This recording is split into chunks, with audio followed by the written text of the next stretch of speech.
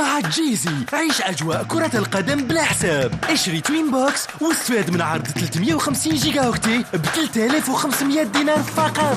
وباش تتفرج وتشجع الجزائر في كأس إفريقيا، جيزي وفرت لك عرض خاص على منصة تود ب 300 دينار فقط للمقابلة. مع جيزي عيشها بلا حساب. مع جيزي عيش الحماس والإثارة بلا حساب.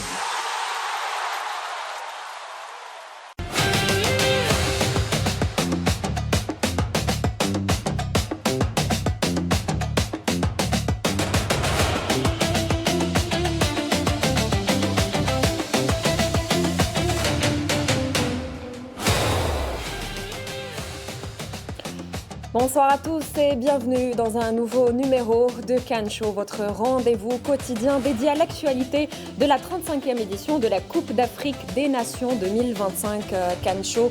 Ce soir, retour sur le bilan de la phase de groupe durant laquelle la hiérarchie africaine a été respectée et les équipes phares ont confirmé leur statut. Nous analysons ensemble ce qu'il faut retenir avant la suite de la compétition avec nos consultants. Khalid Mouchia, bonsoir. Bonsoir Khadija. Faisal Salah, bonsoir. Bonsoir Khadija. Jamal Rachdi, bonsoir. Bonsoir Khadija. Et bien sûr, Nasreddine Brid, bonsoir. Bonsoir Khadija. Bonsoir à tous. Alors, on commence Cannes Show ce soir avec un mot sur la polémique fabriquée de toutes pièces par les médias de propagande marocains. Des images de caméras de surveillance détournées et trafiquées ont été instrumentalisées pour tenter de déstabiliser le staff technique de l'équipe nationale algérienne. On parle d'un prétendu vol de ballon. Oui, vous ne rêvez pas. C'est à ce point grotesque. Les faits sont clairs. L'équipe nationale dispose de son propre matériel CAF et surtout, la personne montrée sur les vidéos ne fait pas partie de la délégation algérienne. Il s'agit clairement donc d'une tentative de désinformation visant à nuire à l'image de l'équipe nationale algérienne juste après un début de CAN très réussi et convaincant sur le plan sportif. Faisal Salah, vous avez tout de même mené l'enquête et la vérité est tout autre, n'est-ce pas ? Bonsoir Khadija. D'abord, c'est une polémique. Le but de créer une polémique, de la propagande, c'est surtout déstabiliser cette équipe d'Algérie qui a bien entamé la compétition. Moi, selon mes sources, qui sont déjà, c'est des sources presque, on va dire, officielles par rapport à ce qui se passe en ce moment au Maroc, je vous dis d'abord que la personne montrée, l'image montrée, c'est pas des images d'un membre du staff de l'équipe nationale algérienne, ni le staff technique, ni ceux qui accompagnent l'équipe nationale lors de cette Coupe d'Afrique des Nations. On parle d'un ballon. En fait, c'est très bas de parler déjà par rapport à un ballon. La CAF, la Confédération africaine de football, donne déjà des ballons à chaque fédération avant la compétition. Je pense que les seuls ballons qu'on a vu les membres du staff de l'équipe nationale porter, c'était les ballons que la CAF a donnés à l'équipe nationale et que c'était par rapport à l'échauffement des joueurs d'Orval et Attal qu'ils ont pris leur place au match de la Guinée équatoriale.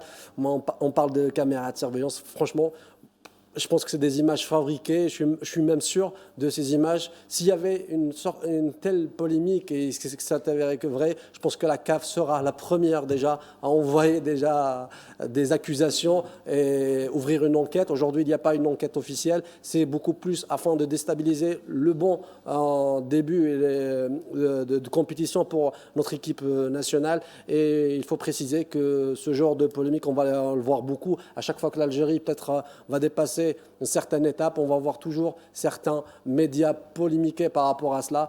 Et je pense qu'il faut juste rester focus sur le rectangle vert et laisser le travail aux joueurs. Très bien. Jamal Rachdi, un mot sur cette tentative de désinformation qui vise à nuire à l'image de l'équipe nationale.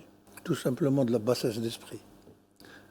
On ne peut pas se rabaisser à ce niveau de caniveau. Honnêtement, c'est accuser l'Algérie de voler un ballon. Je pense qu'avec un baril de pétrole, on peut acheter déjà 10 ballons. Alors. Donc, ils s'en foutent de leurs ballons. Je me demande si, avec cette campagne de déstabilisation menée par les réseaux sociaux, il faut le dire, beaucoup plus. Si ça va nous altérer notre sentiment ou déstabiliser l'équipe, je crois qu'on est à un niveau beaucoup plus supérieur que ces petites comment dire, tentative de déstabilisation. Mais je ne pense pas que le staff technique ou les joueurs vont répondre à cette manigance qui est alimentée par des médias aux ordres naturellement. Et voilà. Vous savez, lorsque vous avez une chaîne de télévision qui passe souvent sur les réseaux sociaux et qui est très connue au Maroc et qui a cette réputation de toucher à l'Algérie, vous comprendrez le niveau de ces journalistes et sa crédibilité. Nasser Drid, une polémique fabriquée de toutes pièces, c'est clair. Sincèrement, je n'ai rien à dire sur ça. Parce que c'est de la polémique, comme l'a cité Jamel, c'est des attaques surtout pour déstabiliser le groupe, vu que l'Algérie fait peur maintenant, d'après l'effectif, les matchs, les points gagnés. Je pense qu'il ne faut pas trop en parler, sincèrement.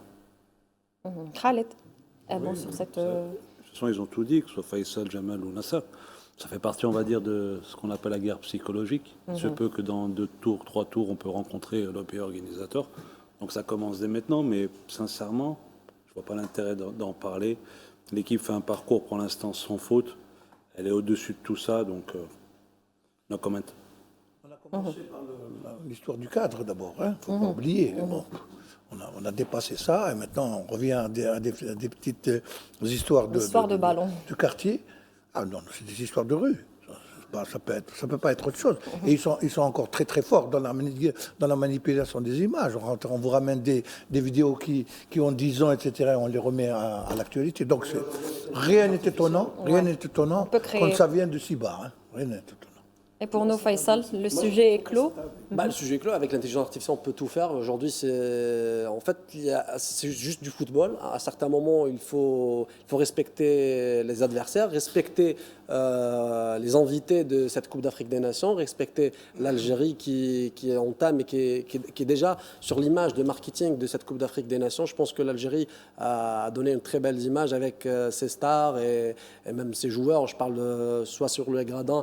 Le public algérien aussi, très bien. Le public algérien qui est donné l'exemple parce qu'après chaque match, on a le public algérien qui nettoie les gradins. Tout à fait. Et c'est important. C'est pas aux provocations. Et Nous avons vu certaines tentatives au niveau des gradins pour essayer de provoquer les Algériens qui répondent toujours par Viva l'Algérie. Bof. Je pense que c'est à cause de ça. C'est que le fait qu'en fait, il n'y a rien à dire, au contraire, que des choses positives, qu'on essaie de trouver des petites polémiques. Mais personnellement, franchement, qu'on s'attarde trop dessus, c'est pas de notre niveau. Tout à fait, pour l'équipe Il y a nationale. une expression, élevons les débats. Tout à fait. Pour l'équipe nationale et pour nous, le sujet est clos. L'équipe nationale reste concentrée sur le terrain, sur le jeu, sur les performances et ce qui reste à venir surtout. On enchaîne donc avec une lecture globale de cette phase de poule de cette CAN 2025. Et c'était une phase de groupe qui est riche en buts, 87 buts inscrits. Une CAN, on va dire, offensive et imprévisible. Allez, je commence avec toi, Nasser. Est-ce qu'on peut dire que cette CAN 2025 marque un tournant offensif dans le football africain? Tout à fait, Khadija. Le nombre de matchs, 36 matchs, 87 buts marqués, une fréquence de 2,54 buts par match. Quand même, c'est énorme. 2,54. Donc, je pense que le niveau est très élevé, malgré qu'il y a des équipes qu'on a vu qu'ils essayent de défendre plus qu'attaquer, mais je pense que maintenant, presque tous les entraîneurs, toutes les équipes doivent marquer le maximum de buts. C'est pour cette raison qu'il y a ce nombre de buts. C'est le cas c'est le signe d'une CAN plus ouverte, Jamel Rachdi. Oui, c'est une CAN très ouverte. D'ailleurs, je crois qu'on a cité un seul match, il y a eu un nul blanc. Hein, Moi je aussi. pense. Sinon, pour le reste, dans chaque rencontre, il y a eu quand même des buts qui ont été inscrits. Bon, ce qui prouve que les équipes qui sont là-bas sont en quête de réussite, sont en quête ils veulent jouer l'offensive. Même si certaines équipes procèdent par des contres, mais toujours est-il que toutes les nations qui sont là-bas sont venues avec la nette intention d'aller très loin dans cette CAN. Et le niveau est disons, acceptable maintenant, hein, vraiment. Khaled, les 87 buts inscrits sont-ils le fruit d'un vrai progrès technique ou une évolution? Bah, déjà, ça s'explique par deux raisons. L'état d'esprit. Avant, les équipes jouaient pour pas perdre. Maintenant, elles jouent pour gagner. Donc, c'est un élément important. Et puis, il y a aussi ce qu'on appelle les petites équipes. Il n'y a plus de véritablement petites équipes. Même les petites équipes jouent. Avant, les petites équipes venaient pour pas encaisser, pour essayer de faire le 0-0. Aujourd'hui, elles jouent, elles prennent de la confiance, elles essayent d'aller perturber ce qu'on appelle entre guillemets les grandes nations. Donc ça reste des matchs assez ouverts. Comme a dit Jamel, il y a eu juste un match nul, je crois, de 0-0. Donc ça veut dire l'état d'esprit dans lequel viennent les équipes africaines. Et c'est de bon augure. Il ne faut pas oublier que le foot, à la base, c'est du divertissement. Donc on est là pour voir des buts, on est là pour apprécier le spectacle. Donc c'est de bon augure, et en espérant que ça continue. Faisal, ce rythme peut-il être maintenu en phase éliminatoire? Ah oui, je pense Élimination directe plutôt. Je pense oui. Déjà le progrès, je suis très content du progrès des équipes et des sélections africaines dans le football parce qu'aujourd'hui on n'a plus, comme il a dit Khaled, de petites équipes. Aujourd'hui 87 buts, on est à moins de 2 buts par rapport à la dernière CAN en phase de poule, la CAN de Côte d'Ivoire, ils ont inscrit 89 buts quand même. Aujourd'hui, moi ce que en fait j'ai pu analyser par rapport aux buts marqués lors de cette phase de poule, c'est qu'il y avait beaucoup plus de buts marqués à l'intérieur de la surface de réparation. C'est-à-dire qu'on a beaucoup plus de buts marqués à cette façon-là. On a moins de buts marqués de l'extérieur, d'un tir qui vient de l'extérieur. C'est un truc très important parce que toutes les équipes elles essayent de pénétrer, d'avoir des occasions près des buts. Et on a eu aussi moins de buts avec la tête. Donc même les attaquants qu'on a forcément... on est forcément habitué à les voir qui s'imposent dans les corners et dans les balles arrêtées qui marquent avec des buts en tête. Donc il n'y en a pas beaucoup. Il y a Maza qui s'est imposé avec son but de la tête, mais on n'a pas trop. Belid aussi. Mais quand on va, par exemple, ça c'est ma feuille. J'étais en train de voir les buts qui étaient marqués avec la tête, le pied à l'extérieur ou à l'intérieur. C'est juste pour la 3e journée. Et je trouvais plus de buts marqués avec le pied à l'intérieur de la surface que j'ai du mal à trouver des buts à l'extérieur, en but. Pratiquement 3 buts de l'extérieur de la surface, de loin, avec un tir. 5 tirs par match peut-être. Exactement. Et 5 tirs seulement. Sur la 3e journée, seulement 2 buts. Dans la 3e journée, seulement 2 buts contre son camp. Donc, c'est intéressant ce qu'il dit. C'est intéressant, à l'intérieur de la surface, ça veut dire qu'il y a du nombre. C'est-à-dire que les équipes n'hésitent pas à apporter de la supériorité numérique. Donc elles sortent. Comme je vous ai dit, en fait, c'est des équipes qui ont de la confiance. Donc elles attaquent à 3, 4, 5 joueurs. Et forcément, plus vous mettez du nombre dans la surface, et plus vous avez de chances d'être à la réception d'un centre et de concrétiser. Donc c'est de bon augure. Les équipes ont changé l'état d'esprit et c'est positif. Très bien, excellente info. Faisal Salah. Parlons maintenant, monsieur, un peu de système de jeu, notamment chez les cadors. La transition s'est imposée comme le plan de jeu privilégié des coachs. Je commence avec toi, Khaled. Pourquoi ce choix, selon vous?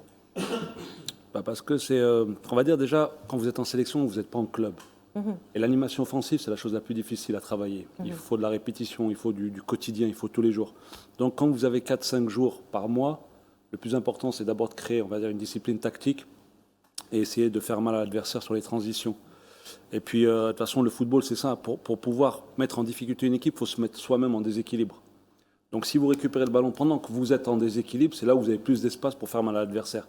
Donc, quasiment tous les entraîneurs ont choisi cette option parce qu'elle est la plus efficace et pas la plus facile, mais la plus rapide à mettre en application.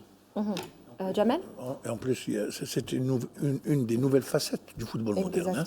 Et en plus, ce qui facilite un petit peu cette manière de jouer, c'est qu'on n'a plus de Messi, on n'a plus de Ronaldo, on n'a plus de joueurs de grands qui à eux seuls, peuvent faire la différence sur des exploits individuels, etc. Maintenant, ça joue beaucoup plus en collectif et ça joue rapide dans les transitions. Et l'équipe algérienne en est la parfaite illustration.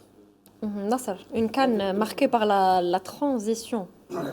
Moi, je dirais que la vidéo joue un rôle très important dans chaque équipe et pour chaque entraîneur. Donc, chaque entraîneur étudie l'équipe adverse et met son plan pour contrer ou même pour comment attaquer cette équipe. C'est pour cette raison que la vidéo a contribué énormément pour l'évolution et surtout pour la transition du jeu pour chaque équipe.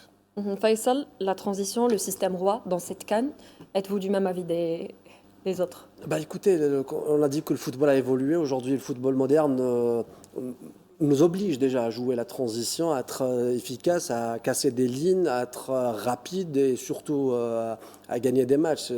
Parce que c'est le résultat qui compte aujourd'hui. Je pense avec le style, le profil des joueurs qu'on a en ce moment, comme vous avez dit, il n'y a pas de Zidane, il n'y a pas de Messi, il n'y a pas de Ronaldo. Aujourd'hui, si on voit qui sera le Ballon d'Or, à certains moments, on n'est même pas sûr sur les 3 prochaines années. Donc à certains moments, je pense qu'on est beaucoup plus sur le collectif et surtout sur la vitesse et le physique. C'est un peu ça le football moderne et je pense que les entraîneurs, les sélectionneurs dans le continent ont tout compris. Déjà, ils convoquent des joueurs qui ont l'habitude de jouer ce style de jeu et ils sont en train de l'appliquer et surtout bien l'appliquer. C'est le foot qui évolue en fait. Avant, les joueurs techniques, il y en a de moins en moins. Aujourd'hui, c'est devenu très athlétique. Donc les joueurs, ça va vite, ça court vite, c'est puissant. Donc en fait, ils se basent par rapport au profil qu'ils ont. Aujourd'hui, même dans les choix des joueurs, des joueurs comme je dirais pas Mahrez, mais Maza, tout ça, il y en a de moins en moins, des joueurs techniques, il y en a de moins en moins. C'est pour ça qu'en fait, ça devient des pépites.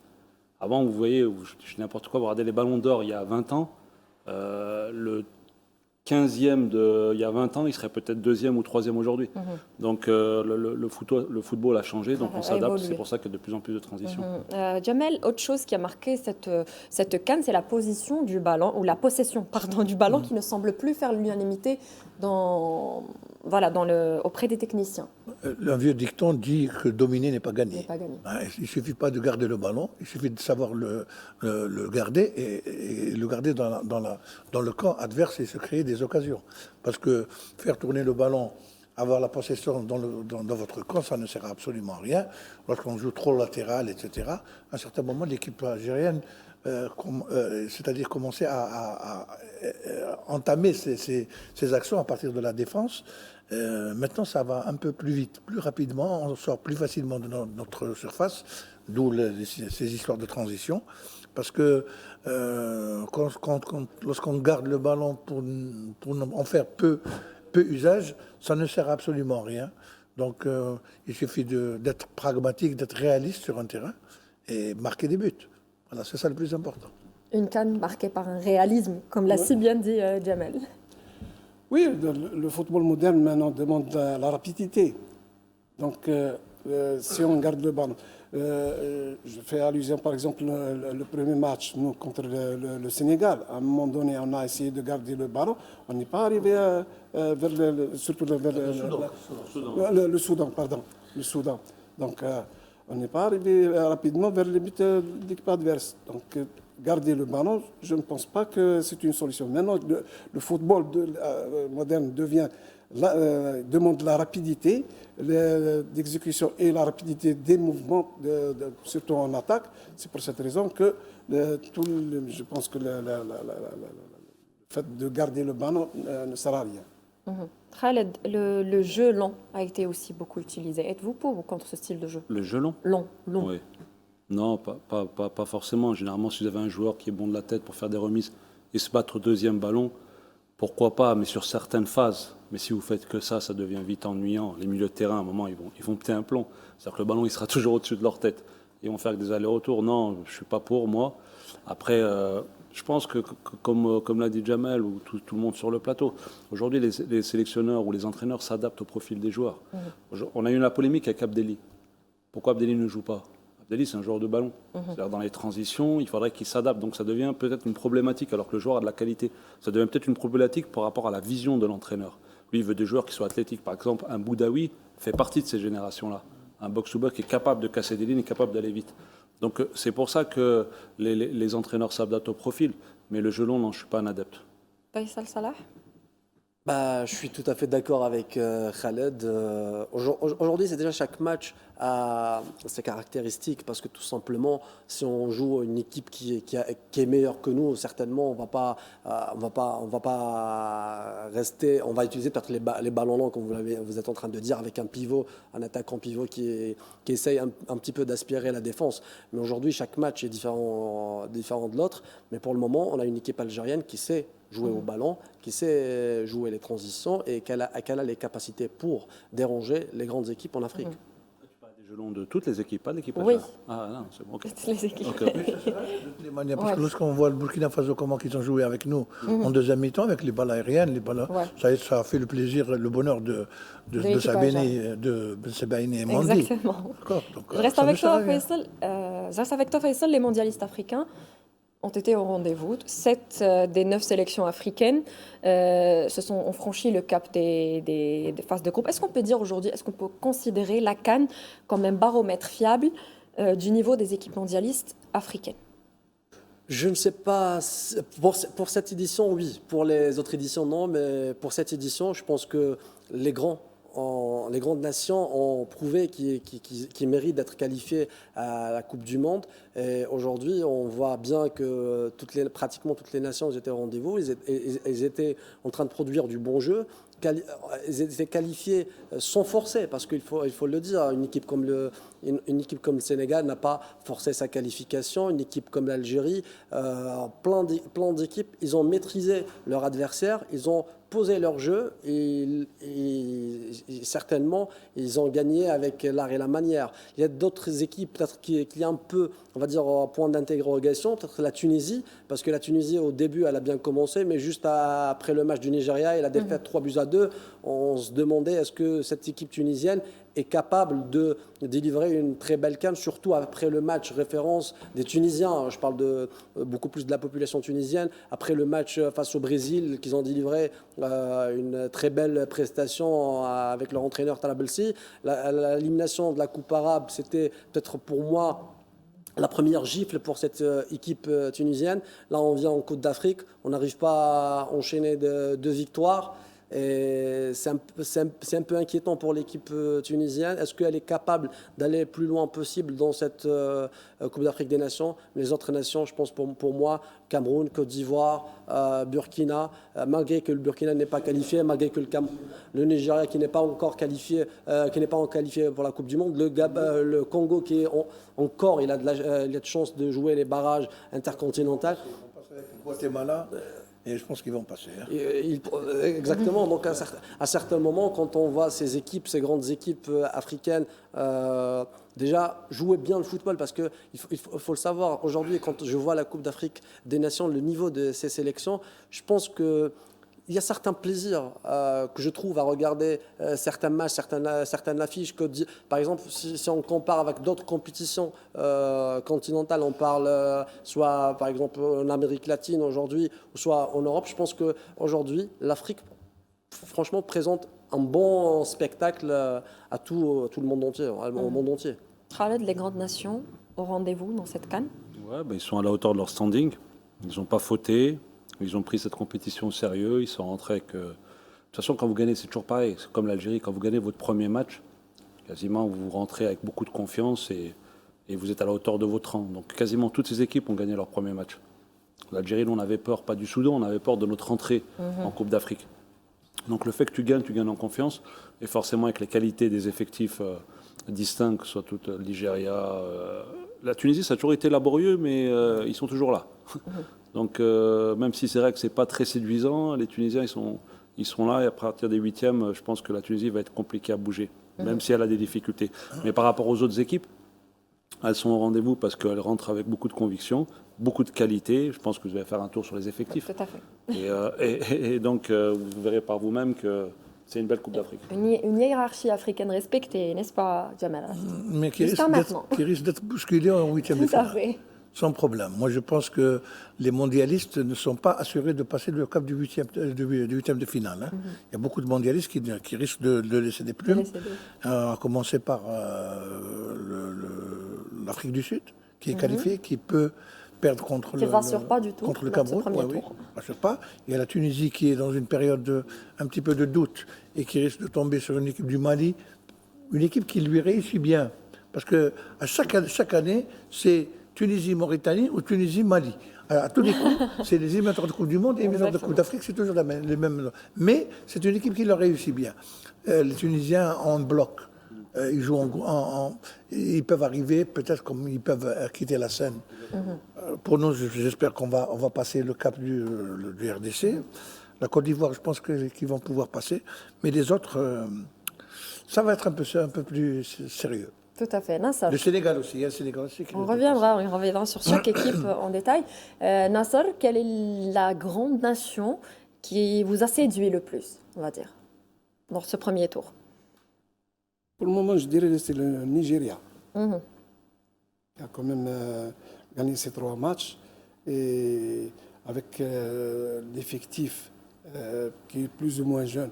Parce que si vous avez remarqué, à chaque édition, le Nigeria renouvelle son équipe, son effectif. Donc c'est comme une usine. Chaque édition, on voit de nouveaux joueurs, de jeunes joueurs. Donc je pense que pour moi, c'est la meilleure équipe. Et parmi les 16 équipes qualifiées, il y a 11 pays qui ont eu quand même la Coupe d'Afrique. La Coupe d'Afrique. La Coupe d'Afrique, donc sur les 16. Donc ça va être très très chaud. Ça va être chaud. Excellent. On s'arrête, mesdames et messieurs, pour une page de pub et on revient juste après.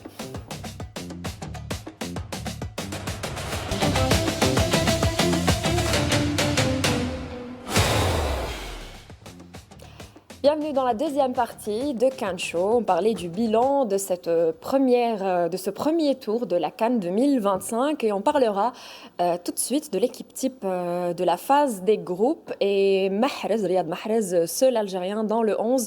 Il est le seul Algérien retenu dans l'équipe type alors que l'Algérien a réalisé un sans faute avec le meilleur. D'autres joueurs algériens méritaient peut-être d'être dans la liste. Donc en fait, il fait partie de l'équipe type des 3 matchs. Oui, de la phase des groupes. Et il a joué un match et demi. Oui. Ouais, il n'a pas joué le 3e. Moi, je suis assez nostalgique du football d'avant, c'est parce qu'aujourd'hui, on est beaucoup sur les statistiques. Mahrez mérite d'être dans cette équipe type par rapport au contenu, pas uniquement par rapport à ses buts. Du championnat. Mais pour moi, pas uniquement par rapport à ses buts, c'est surtout par rapport à son attitude dans le. Et moi, je pense que c'est ça qui est occulté. Un Maza, par rapport à son rendement, même s'il a marqué, mais même par rapport à son rendement, devrait faire partie de cette équipe type, à mon avis. Donc aujourd'hui, les statistiques ont pris beaucoup de place dans le choix de certains ou dans le choix du grand public, alors que moi, ce que j'aime, c'est le contenu, c'est le match de la première à la 90e minute, même s'il ne marque pas. Donc Mahrez, oui, il mérite, mais je pense que d'autres joueurs algériens méritent aussi.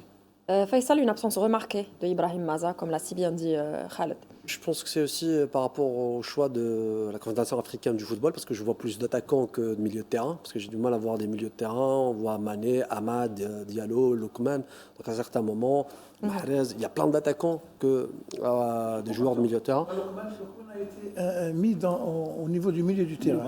Oui, mais justement, on a plus d'attaquants, c'est des joueurs qui jouent en attaque que des joueurs qui jouent en milieu de terrain. C'est un petit peu, ils étaient les victimes apparemment, les joueurs de milieu de terrain. Mais d'autre côté, moi, ce qui m'inquiète le plus, c'est aussi la défense algérienne, parce qu'on a eu une très bonne défense lors de cette Coupe d'Afrique des Nations. Et, par exemple, il y a Tapsouba du Burkina. Je ne dirais pas qu'il ne mérite pas à sa place, mais moi, honnêtement, je mettrais sans doute Rami Ben Sebaini, qui était excellent lors des rencontres. Et il était décisif et il a bien joué sur cette phase de poule. Mais sinon, sur l'ensemble des 11, ouais, c'est un peu... On va dire que c'est le vote, c'est un certain vote qui se fait. Donc, la CAF joue aux équilibres. Elle n'est pas très... C'est-à-dire la commission technique là, qui est en train de juger les joueurs procède souvent par sentiment. Parce que, honnêtement... Est-ce qu'elle avantage plus les joueurs bien installés? Pardon? Est-ce qu'elle avantage plus les joueurs les bien installés? Il y a peut-être des joueurs qu'on n'a pas bien vus, et qui sont très, très performants au niveau de leur équipe et qui n'ont pas été sélectionnés. Parce que moi, lorsque je vois Lookman du Nigeria placé au milieu du terrain dans l'équipe type, alors que c'est pas son rôle. C'est un attaquant libre. Dans l'équipe type qui joue en attaque, 5 joueurs. Par exemple, on met Chenaoui comme meilleur gardien de but. Pourquoi Chenaoui? Pourquoi pas Zidane qui n'a encaissé aucun but? Et c'est plus logique. Si on parle de statistiques, on parle de chiffres. Zidane a joué 2 matchs, il n'a pris aucun but. Même si ce n'est pas le meilleur gardien, il faut le dire. par rapport à Chenaoui, son expérience, etc., c'est autre chose. Chenaoui n'a pas joué tous les matchs. Le troisième match, je crois, c'est Choubir qui a joué. Donc, placer Chenaoui comme meilleur gardien de... C'est pour ça, Jamel, sur quoi il se base? Hein? Sur quoi il se base? Justement, c'est ce que je dis. En fait, les grandes nations ont presque validé. Pourtant, il a encaissé. Chenaoui a encaissé 2 buts. Ils ont presque qualifié leur qualification à la deuxième journée des groupes. Donc à certains moments, je pense que Chenaoui, c'est par rapport au match référence de l'Afrique du Sud. Et... Il a encaissé. Non, mais il était très décisif. Contre le Zimbabwe, il a encaissé. Oui, mais il était très décisif jusqu'à le temps additionnel. Il y avait des arrêts. Mais c'est pas moi qui décide par rapport les types de oui, oui. Moi, ce que j'essaie de Non, dire, pas. c'est que la commission de la CAF, normalement, d'après ce que j'en sais, c'est qu'ils ont un groupe de 5 ou 6 qui regardent pratiquement tous les matchs de la Coupe d'Afrique des Nations et ils votent entre eux pour avoir les 11 types. Déjà, il devrait voter par ligne. Voilà, Milieu de terrain, si tu exactement. mets des attaquants, Exactement. un joueur comme Boudaoui qui a été excellent devrait être dans ce milieu de terrain, par exemple. Nasser, l'absence d'un Maza, d'un Boudaoui, d'un Petkovic aussi, qui a fait un parcours exceptionnel, est-ce qu'elle est justifiable sur le plan purement sportif? Je ne pense pas. Il vient de le dire, mes amis. Maza, il a été sélectionné lors du deuxième match dans l'équipe type. Non, dans l'équipe type, oui. Ah non, mais on parle de l'équipe type à la Non, suite des 3 journées. À Niger. Et l'entraîneur, Shell. Pourquoi Shell, je me demande. Ouais, pourquoi? Justement. Comment expliquer l'absence de Heureusement que c'est Petkovic pas aussi? British Petroleum. Le Nigeria et l'Algérie, c'est les deux équipes qui ont fait carton plein, 9 points, les deux. Le choix, ça va être très difficile. Hein, il faut pas aussi.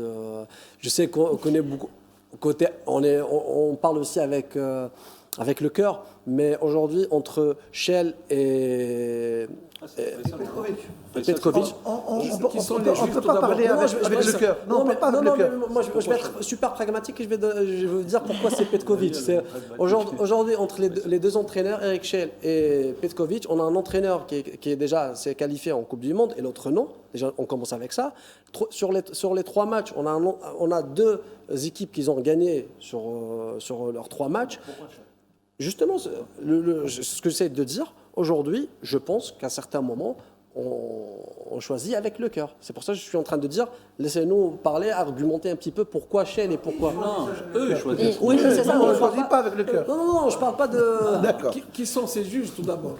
Qui sont ces juges? Justement, On est ici.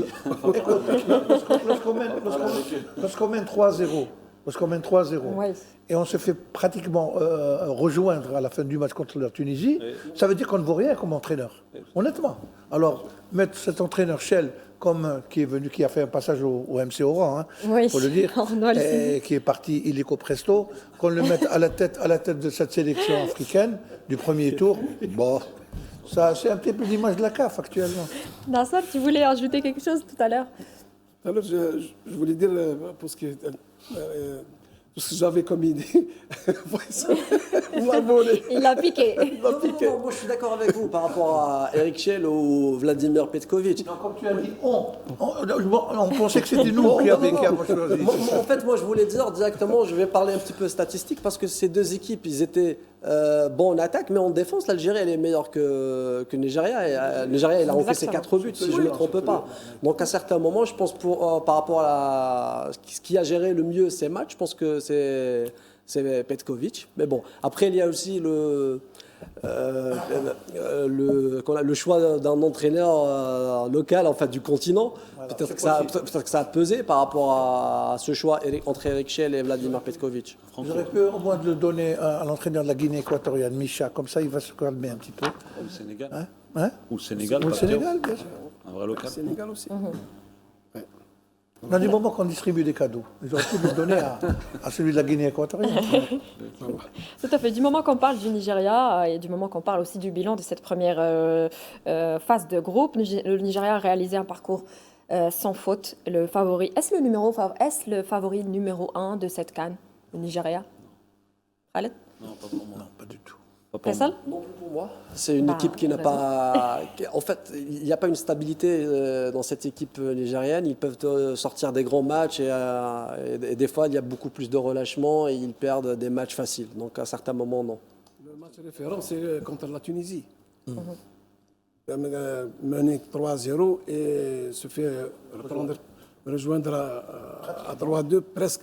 Presque les Tunisiens, ils ont manqué l'égalisation. Donc, Ils n'ont plus leur chance. oui, oui, tout à fait. C'est tout. Ils ont laissé jouer en première mi-temps. Et lorsqu'il fallait réagir, ils ont réagi un peu tard, c'est tout. Autrement, ils auraient pu égaliser sans problème. Le problème du Nigeria, c'est que c'est des joueurs qui ont cette autosatisfaction. Lorsqu'ils mènent au score, ils jouent en dilettante. Comme si on s'amusait. Mais bon, il n'y a pas cette rigueur qu'on retrouve chez les joueurs tunisiens, par exemple. On retrouve cette rigueur aussi dans l'équipe du Sénégal, mais pas chez le Nigeria. On parle du Nigeria parce que Comment cet dire adversaire, Haggarin? il pourrait... C'est un... Quoi? Comment on dit en arabe Haggarin? Haggarin, c'est un adversaire qu'on pourrait ou qu'on peut rencontrer lors du prochain tour. Si on se qualifie, quels sont les points forts de cette équipe du Nigeria? C'est les stars, c'est beaucoup plus les stars. Les ils ont individualités. Lokman, ils ont Osimhen et Obi. La jeunesse. La jeunesse peut-être, mais surtout les quatre, c'est les stars qu'on connaît tous. Et moi, je te dirais le problème de cette équipe du Nigeria, parce que j'étais un peu près à certains moments de cette équipe, je connaissais un peu l'environnement. C'est une équipe qui joue beaucoup plus individuel que collectif. Ils n'ont pas une très très bonne relation dans leur team, dans leur équipe. D'ailleurs, il y avait un entraîneur portugais que son nom m'échappe, et qui les a conduits jusqu'en finale. Et moi, je dis, il y avait beaucoup de tension dans le vestiaire de cette équipe du Nigeria. Et c'est une équipe, on le voit peut-être sur les images, il y a beaucoup plus de sourires, ils dansent et ce que vous voulez. Mais sur le terrain, ils sont beaucoup plus sur l'individuel que le collectif. Ça reste quand même le dernier finaliste de la dernière Coupe d'Afrique. Je suis d'accord. Donc beaucoup d'ego, c'est vrai. Une équipe avec beaucoup d'ego parce qu'il y a des joueurs importants, seulement Osimhen, Lokman. Mais une équipe qui, quand elle joue, est très difficile à manier. On a vu la première heure contre la Tunisie. C'est vrai qu'après, comme a dit Jamel, à partir du moment où ils sont relâchés, qu'ils ont cru que c'était fait, eh ben, ils ont commencé à... En fait, mentalement, moi, je les ai trouvés très fébriles. Ils ont montré pendant 1 heure leur qualité. Et une fois qu'ils ont encaissé le 3-1, on a senti une équipe très, très fébrile mentalement. Donc, si vous voulez aller loin, il faut que mentalement, ils élèvent le niveau. Mais c'est toujours des équipes difficiles à jouer. On parle souvent, messieurs, de C'est Lokman. une équipe qui nous réussit quand même. Ouais, aussi. Si on se qualifie, je pense qu'on leur refera le coup de 2019. Ouais. Jamel, on parle souvent de Lokman comme étant un leader mental, technique. Est-ce qu'on peut dire qu'il est le joueur le plus complet de ce tournoi jusqu'à maintenant? Lokman? Oui.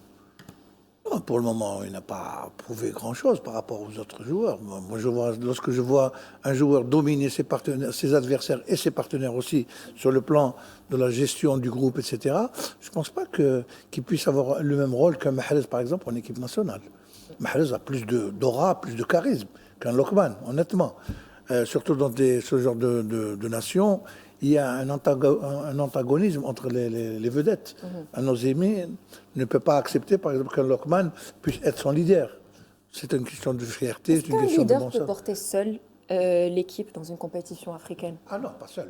Le problème, l'équipe, c'est un collectif. Bon, lui, le joueur peut apporter sa contribution en tant que meneur d'hommes sur le terrain, etc. Mais bon, il ne peut pas décider lui-même du résultat final. Nassal, on va parler d'une autre équipe qui a séduit. Vous voulez ajouter quelque chose pour le Nigeria? Non, ça va. On va parler d'une autre équipe qui a séduit, l'équipe nationale algérienne. Oui. Une équipe séduisante lors de ce tournoi. Elle nous fait rappeler en quelque sorte celle de 2019, n'est-ce pas? Tout à fait. C'est l'état d'esprit. Moi, j'ai toujours souligné l'état d'esprit du groupe. Et surtout l'entraîneur qui a su comment gérer ce groupe, surtout comment aligner une équipe pleine de stars, parce que nous avons quand même des stars dans cette équipe. Je pense que pour le moment, à mon humble avis, nous sommes la meilleure équipe, le meilleur groupe, avec une certaine discipline tactique, une certaine discipline de groupe en général. Nous avons un leader, plutôt 2 ou 3 leaders, mais surtout le Mahrez qui est le leader, qui est la locomotive de ce groupe. Donc je pense que nous sommes les meilleurs. Nous sommes les meilleurs et nous avons tous en les étant, atouts. Tout en étant Tout en restant relativement vigilant. modeste. Modeste. Khaled, on possède tous les atouts pour aller loin dans cette compétition, notamment le jeu très offensif. Oui, bah, de toute façon, la stratégie qui est portée par le sélectionneur pour l'instant fait mouche. Donc il a raison. Euh, Nous, on était très sceptiques, en fait, pas sceptiques de notre équipe, mais sceptiques de l'entame.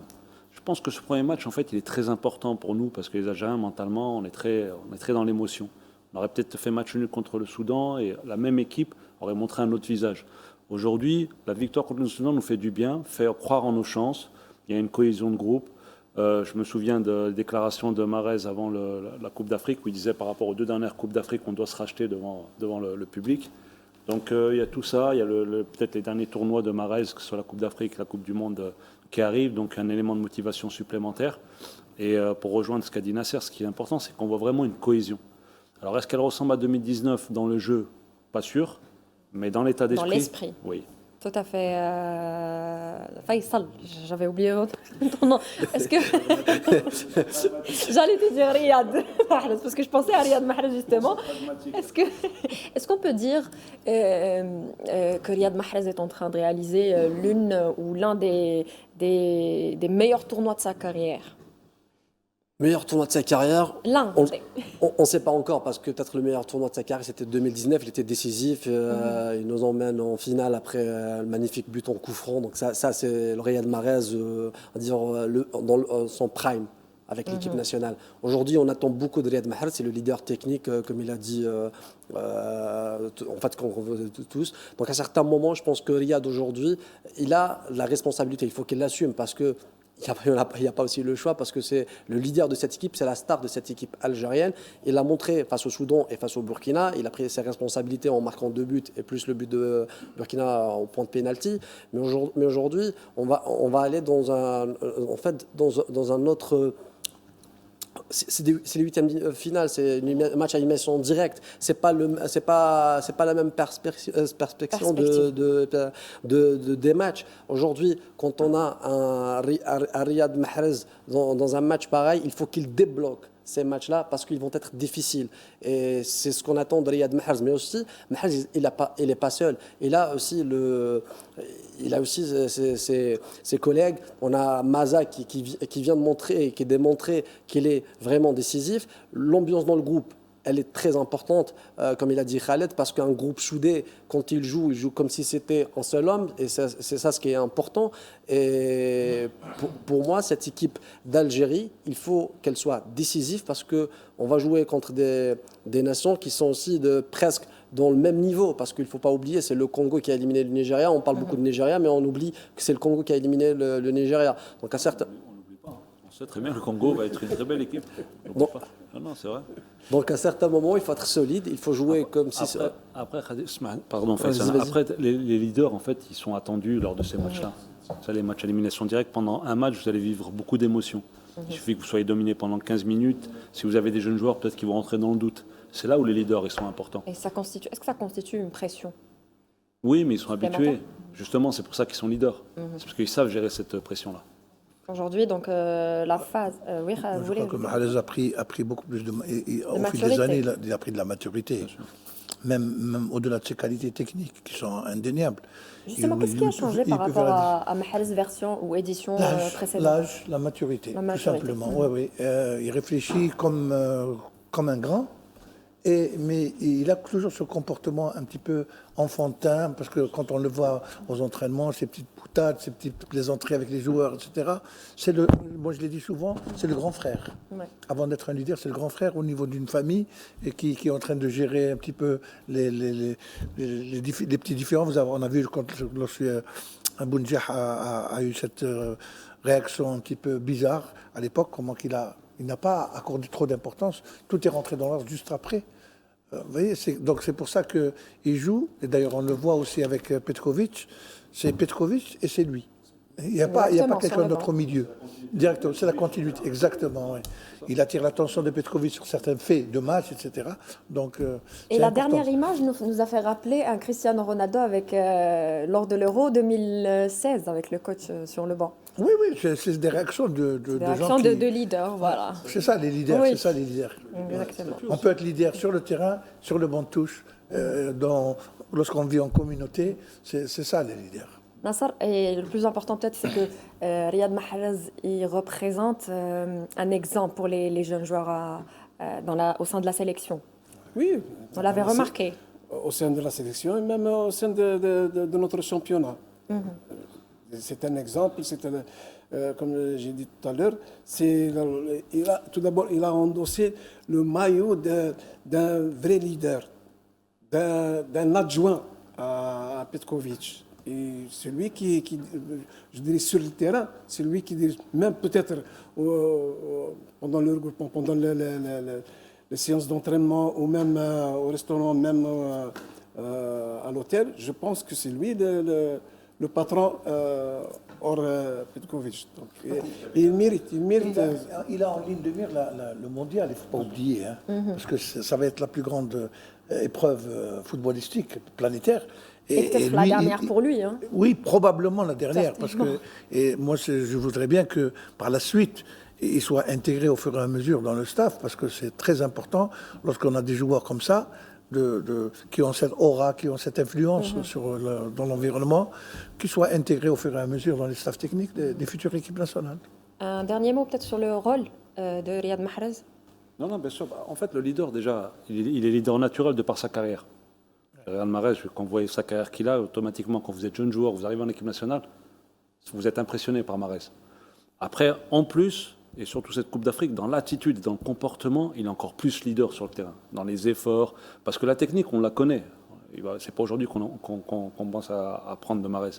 Mais dans les efforts, dans le fait qu'il soit inscrit dans le projet de Petkovic, donc ça attire encore plus de respect de la majorité des joueurs. Donc c'est pour ça qu'aujourd'hui, il prend pleinement son rôle, et il l'assume en plus. Ce qui est bien aussi, c'est que Mahrez, je ne le sens pas revanchard, mais je le sens très motivé par rapport au fait que ce soit peut-être ses 2 dernières coupes. Un joueur comme lui, qui a fait la carrière qu'il a fait, il n'a qu'un mondial dans son palmarès, et il n'a joué qu'une mi-temps contre la Belgique en 2014. 2014, c'était à ses débuts. Hein. Justement, mais normalement, j'aurais aimé qu'il fasse, parce que l'aura qu'il a, Mahrez, en fait, ici en Algérie, j'ai l'impression qu'on ne se rend pas compte de qui est Mahrez. Ouais. Mahrez, vous allez en Europe, City et tout ça, c'est du haut niveau. C'est un grand nom. 11 ans, ce qu'il a pu faire pour sa carrière. Hein. C'est ça, un petit dernier mot. Écoutez, Donc, quand Mahrez joue et il marque, l'Algérie ne perd jamais. Donc c'est ça la statistique que je reste avec toi, Faisal. On va parler des huitièmes de finale, hein, la phase des poules est derrière nous. Désormais, place au vrai test. Alors samedi, demain aura lieu le Sénégal, le leader du groupe D, qui affronte le Soudan, qualifié en tant que meilleur 3e. Alors un mot sur cette rencontre. Une affiche facile pour le Sénégal, pour Pape Thiam. Compliqué pour le Soudan. Affronter le Soudan, peut-être que c'est une des équipes la plus faible des qualifiées pour ce 8e de finale. Je pense que pour le Sénégal, ça va être une partie pas difficile, et surtout on va voir un Sénégal qui va gagner avec un bon écart, c'est à mon avis. Ok, on va écouter ensemble la déclaration de Pape Thiaw, le sélectionneur national ou le sélectionneur du Sénégal, et on revient juste après. Comment on compte aborder ce match avec beaucoup de sérieux et de respect pour cette équipe bien organisée et qui sait mettre en difficulté ses adversaires. Donc nous préparons, on s'est bien préparé, surtout sur les phases défensives, et être très efficace dans les moments clés. On sait qu'il y a une autre compétition qui démarre, et c'est des matchs difficiles, et on a besoin du mental. On a besoin aussi d'être vraiment efficace s'il y a les opportunités qui se présentent.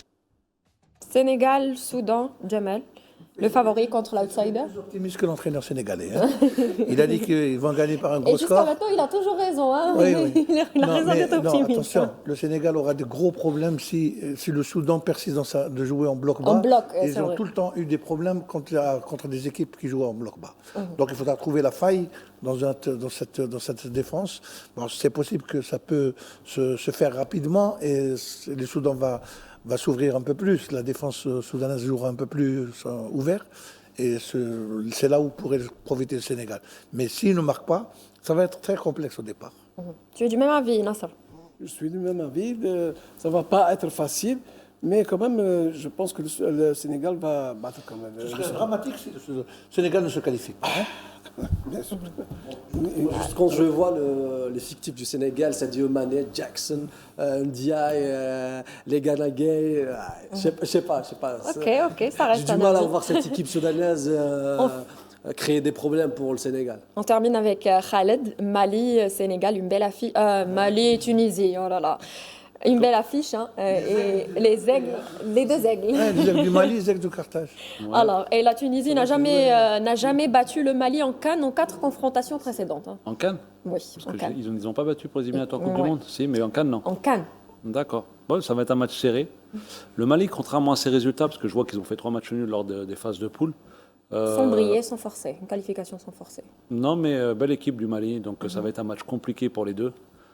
Match de huitième de finale, c'est toujours un autre tournoi qui commence, donc très difficile. Et pour revenir sur le Sénégal, je suis un peu du même avis que Faisal. Ça va pas être facile, mais je pense qu'ils ont beaucoup d'arguments pour pouvoir faire exploser la défense soudanaise. Donc c'est le Sénégal qui va se qualifier Certainement. entre Mali et Tunisie. Très difficile. Je vois même. Non, brièvement, on 120 a fini. minutes, je vois même penalty. Ils vont aller jusqu'au tir au but. Entre Sénégal, Sénégal facile, et je vais dire une petite pièce sur la Tunisie. Tunisie. Jamal Ça va jouer dans les ailes. Dans Tunisie les ailes, ou Mali entre les aigles. Tunisie ou Mali Hein Tunisie ou Mali Moi, je pense que par cœur, je préfère la Tunisie. Nasser Les Tunisiens sont imprévisibles. Parfois, Les Tunisiens. ils fournissent. Oui, Confrontation précédente. oui. En tout cas, c'est ce qu'on va nous révéler, c'est ce qui va nous révéler ces huitièmes de finale. Merci d'avoir suivi Can Show ce soir. Merci à vous, messieurs, d'être là avec moi. On se retrouve la semaine prochaine. Au revoir.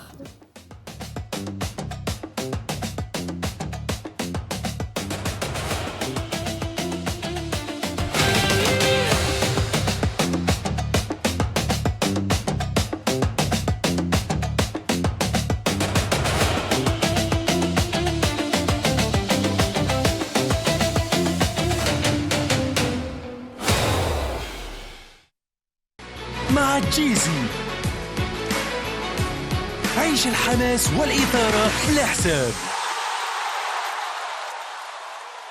مع جيزي عيش أجواء كرة القدم بلا حساب. اشتري توين بوكس واستفاد من عرض 350 جيجا اوكتي ب 3500 دينار فقط. وباش تتفرج وتشجع الجزائر في كأس إفريقيا، جيزي وفرت لك عرض خاص على منصة تود ب 300 دينار فقط للمقابلة. مع جيزي عيشها بلا حساب.